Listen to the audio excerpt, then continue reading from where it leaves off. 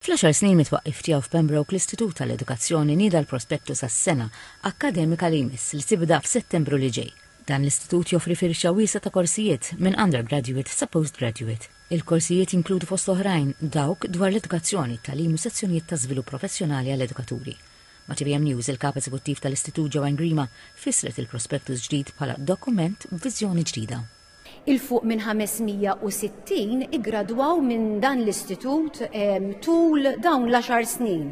Bdejna biftit, ġviri fit-2017, iftakar kienu gradwaw 26 students, issa qed jigradwaw mal-110 fis-sena and dejjem qegħdin niżdiedu. 398 minnhom huma għalliema fl-iskejjel tagħna. Kieku ma kienxaw dan l-institut kien ikollna supply teachers fl-iskejjel li m'għandhomx il-kwalifiċi neċessarji.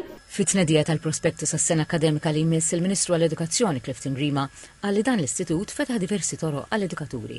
Il-Ministru Grima spjega li bil-korsijiet ta' dan l-istitut l-edukaturi tejbu l-ħiliet tagħhom u l-iżvilupp professjonali tagħhom.